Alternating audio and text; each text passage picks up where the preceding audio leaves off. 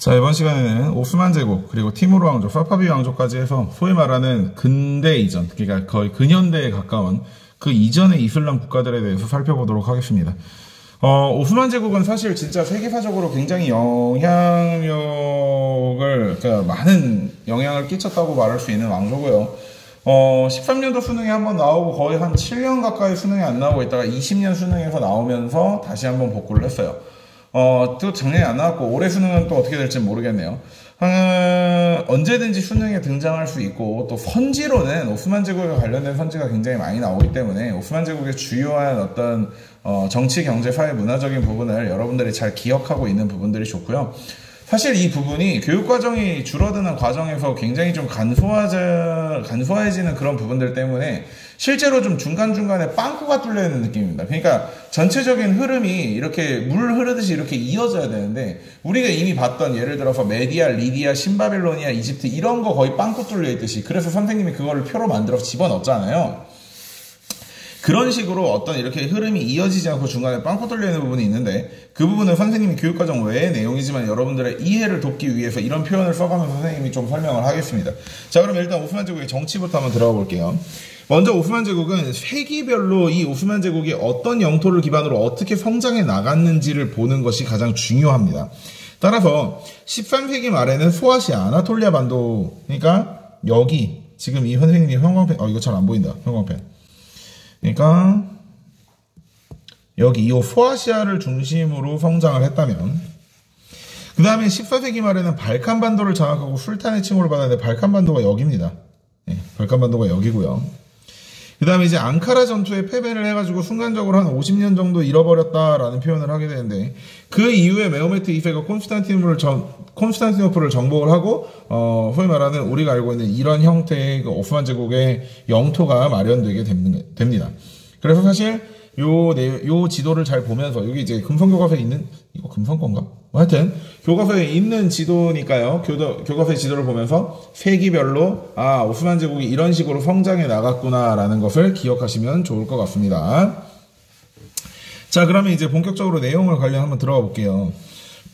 아까 말했듯이 건국은 13세기에 오스만이라고 하는 어떤 그 족장, 그러니까 베이, 그래서 선생님이 맨 처음에 이렇게 얘기를 했을 거야. 오스만이 제국이 됐던 시절은 좀 많지 않기 때문에 오스만 베이국이라는 표현을 쓰기도 한다. 이렇게 이야기를 한번 했었을 거예요. 어떤 강의를 하나 찍으면서 내가 기억이 나. 그 말을 했던 게. 자, 그래서 오스만 베이국. 근데 이제, 최후에는 이제 많이 제국이라고 불렸고, 그 정도의 강력한 힘을 구가를 했기 때문에, 선생님도 교과서에서 쓰는 표현대로 그대로 오스만 제국이라는 표현을 쓰겠습니다. 자, 어쨌든 오스만 제국은 정치적으로 13세기 소아시아 아나톨리아 반도를 기반으로 국가가 만들어지고 성장을 했고요.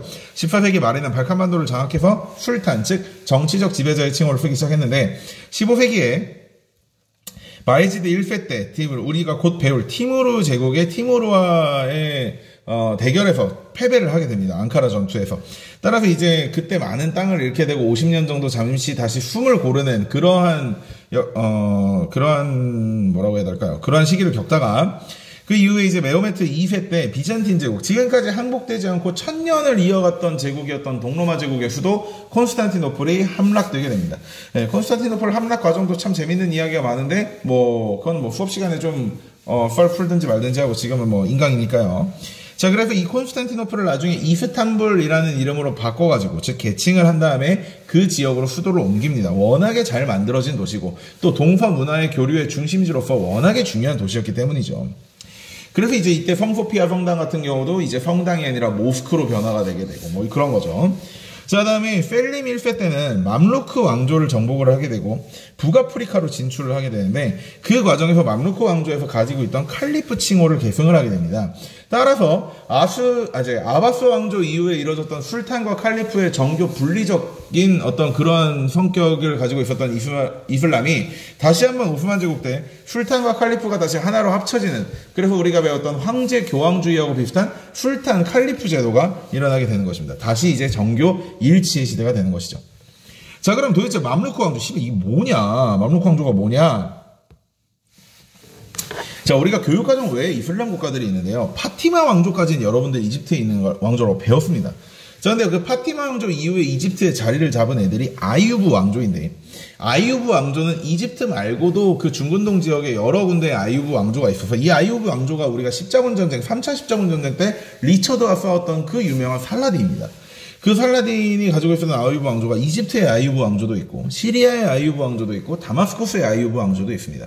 그러니까 이 아무래도 유목민족들이었기 때문에 그 우리가 동아시아 배운 친구들은 약간 그런 거 생각하면 좋아요. 무슨 칸국 해가지고 뭐 차카타이 칸국, 오고타이 칸국 이런 느낌으로. 그래서 우리는 하지만 그 대 전체를 우리는 몽골 울루스 이렇게 표현을 하잖아요. 그런 식으로 좀 생각을 하면 좋은데 10편기기 중반에 이집트의 아이유브 왕조가 몰락하게 되는데 그 몰락 과정에서 맘루크 왕조가 설립이 됩니다. 근데 맘루크 왕조가 몽골의 침입을 쫓아내는 과정에서, 그러니까 이 몽골이 침입하게 되면서 뭐 아바스 왕조도 무너지게 되고 셀주크 투르크도 이제 멸망하게 되는데 그 과정에서 맘루크, 노예병이라는 뜻이 노예 출신의 병사들, 그러니까 이 이슬람의 노예들은 우리가 생각하는 노예랑은 조금 달라요. 노예 출신이지만 예를 들어서 국무총리 이런 것도 할 수 있습니다. 그러니까 노예가 단순히 어떤 그 잡일을 하는 노예라는 개념이 아니라 약간 종교적인 의미로 뭐였더라, 중간 개종자였나, 뭐 하여튼 자세하진 않은데 우리가 알고 있는 일반적인 노예의 그런 성격으로 생각을 하면 안 되거든요. 어쨌든 노예 출신의 용맹한 부대를, 노예 출신의 병사들을 맘루크라는 표현을 쓰게 되는데 몽골의 침입을 막아내는 과정에서 맘루크 왕조가 굉장히 크게 성장을 했던 거죠. 여기 보면 이집트의 아이유브 왕조가 몰락하는 과정에서 맘루크 왕조가 설립이 됐는데 이후에 몽골의 침입이 일어나고 호라즘 제국이라든지 아바스 왕조라든지 다마스커스의 아이유브 왕조 같은 이런 다양한 그 이슬람 세력들이 멸망을 했단 말이지. 그런데 아인잘루트 전투에서 맘루크 부대가 몽골군을 대파하게 되면서 맘루크 왕조가 당시 이 중근동 지역의 이슬람 왕조들 중에 가장 강력한 세력과 힘을 가지게 되고 따라서 이들에게 술탄이라는 칭호가 주어지게 됩니다. 그런데 이제 술탄이라는, 이게 사실 주어진 건 아니고 자칭을 했죠. 그런데 술탄이라는 정치적 지도자가 있으면 종교적 지도자가 필요하기 때문에 아바스 왕조가 멸망을 했을 때 그 아바스 왕조의 혈통들을 데려다가 칼리프로 삼았다는 거죠. 그러니까 종교적인 어떤 타이틀을 주긴 했지만 실제 실권은 없는데 이 맘루크 왕조를 오스만 제국이 정복을 하게 되면서 아바스조가 가지고 있던 그 칼리프 칭호를 본인들의 왕위에 합쳐서 술탄 칼리프제를 만들었다라고 이해하시면 좋을 것 같습니다. 이거는 진짜 미치지 않고선 대학교 전공시험에도 잘 안 나오는 문제니까 그냥 여기 이 술탄 칼리프제를 설명하기 위해서 선생님이 조금 더 오버를 했구나 라고 생각하시면 좋을 것 같아요. 자, 오스만 제국의 최고 전성기 때는 슐레이만 대제 때입니다. 헝가리에서 북아프리카까지 이르는 어마무시한 영역을 차지를 했고요. 헝가리를 정복했고 빈을 포위했지만 실패를 하게 돼. 그래서 여기서 나온 빵이 크로아상이야. 크로아상은 달 모양이잖아요. 그죠? 근데 그 초승달 모양인데 이슬람의 상징이 초승달이야. 이게 왜 초승달이냐면 그 메카에서 메디나로 넘어가는 헤지라 기억납니까? 그 헤지라를 할 때 저녁에 초승달이 떠 있었다 그래. 그래서 그때부터 초승달이 이슬람의 어떤 상징 이런 것들이 됐는데 우리가 저 강력한 오스만 제국을 무너뜨린 것까지는 아니지만 오스만 제국의 침략을 막아냈다라는 점에서 초승달 모양으로 빵을 만들어서 그걸 씹어먹는 그런 형태의 어떤 퍼포먼스를 하는 과정에서 나온 게 크로아상이라는 빵입니다.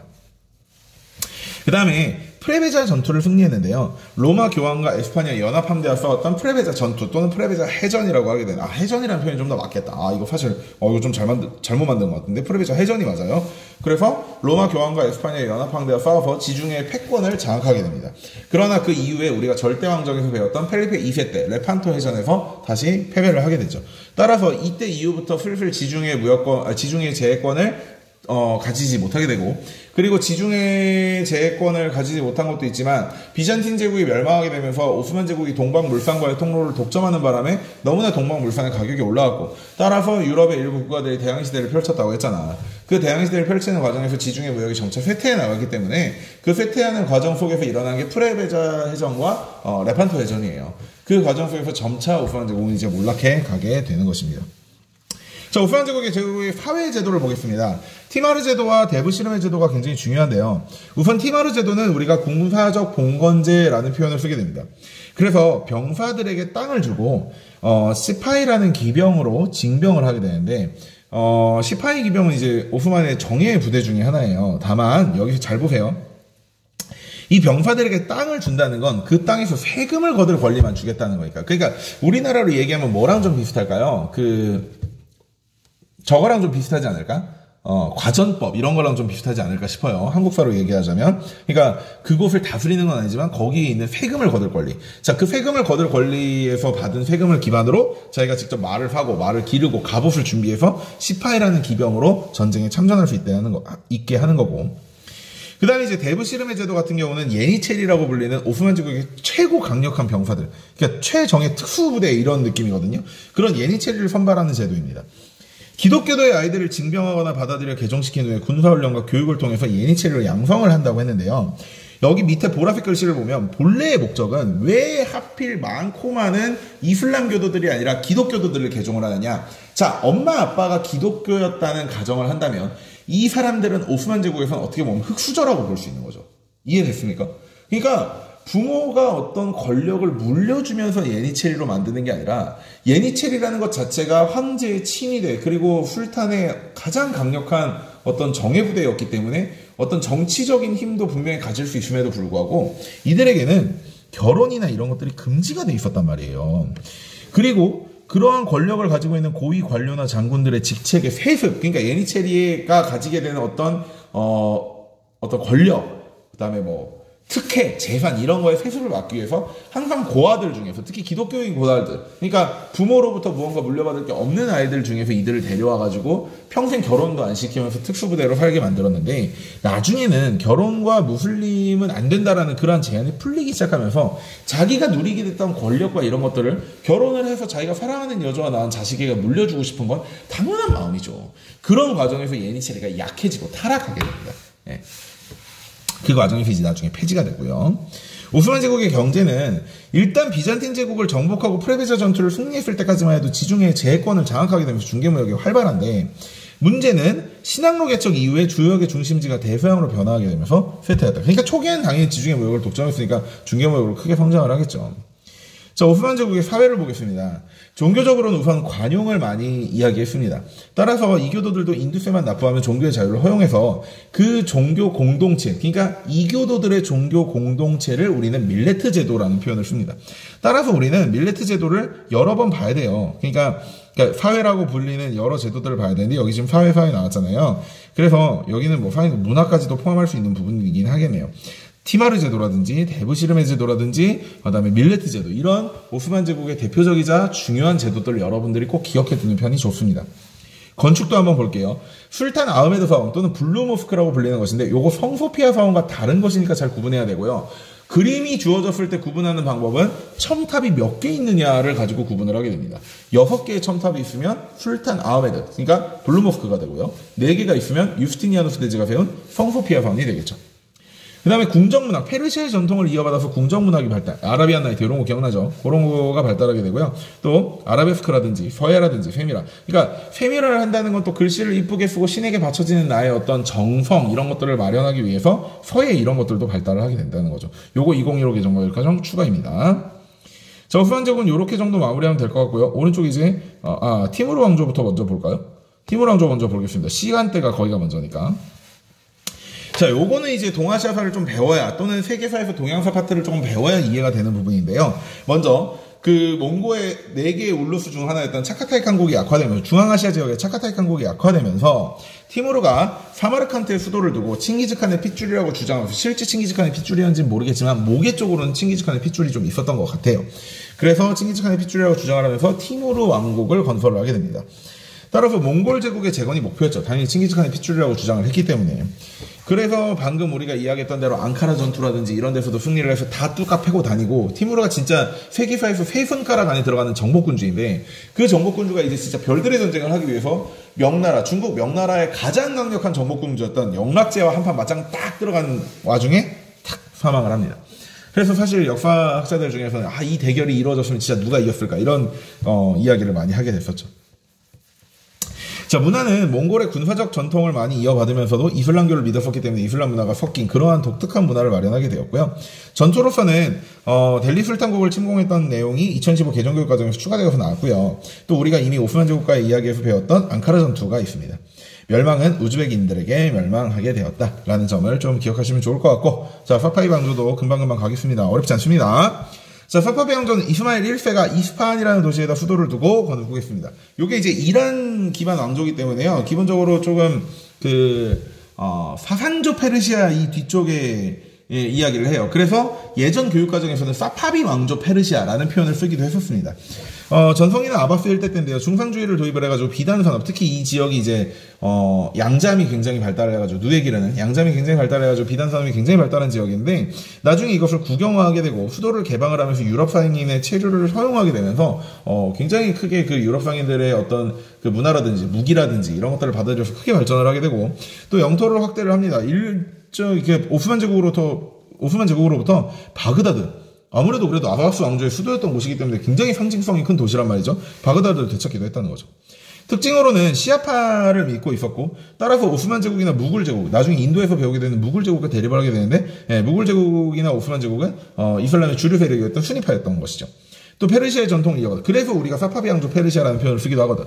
그래서 군주의 칭호 역시 페르시아였던 샤라든지 또는 페르시아의 페미라 이런 것들을 많이 따라하게 됩니다. 멸망은 아프가니스탄 거기에요. 아프간족의 침입으로 쇠퇴를 하게 되고 나중에 이제 카자르 왕조로 넘어가게 됩니다. 자, 요 내용 자체는 그렇게 크게 어려울 것이 없고요. 여기서도 이제 연표 좀 중요하게 보시고, 그 다음에 밀레트 제도라든지, 티마르 제도라든지, 데브시르메 제도라든지, 이런 여러 문제들을 좀 살펴보시고, 여러 제도들을 좀 살펴보시고, 요 근방에 이제 연표를 조금 기억을 해두면 좋을 것 같아요. 요 지역의 연표를. 나중에 연표 문제로 어렵게 나올 수 있으니까. 자, 마지막으로, 비잔틴 제국과 오스만 제국, 여기는 이제 사파비 왕조하고 티무르 왕조의 어떤, 뭐라고 할까요? 영역이니까요. 그걸 한번 살펴보시고요.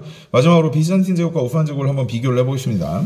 자, 비잔틴 제국과 오스만 제국 전부 수도는 콘스탄티노플, 비잔티움, 이스탄불 전부 다 같은 도시야. 여기에다 두었습니다. 경제는 당연히 이 지역에 살고 있는 것 자체가 동서 문화의 중심이기 때문에 동서 문화가 교류되는 중심지이기 때문에 중개무역으로 발달을 하게 되고 황제 교황주의와 술탄 칼리프제라는 둘 다 정교가 일치되어 있는 그러한 전제 정치를 시행을 했었죠. 그러나 사회적으로는 비잔틴 제국에서는 군관구제와 둔전명제를 활용하는 반면에 반대로 오스만 제국에서는 티마르제, 데브시르메 제도 그리고 밀레트 제도를 활용한다는 점, 이런 식으로 비교하는 문제가 나올 수 있으니까 이런 것도 여러분들이 잘 기억해 두시면 좋을 것 같습니다. 자, 항상 20분 안쪽으로 거의 끝낼 수 있는 부분들이기 때문에요. 이런 게 있구나라고 잘 살펴보시고 여러분들도 열심히 공부하시기 바랍니다. 자, 여러분 고생 많았습니다. 안녕.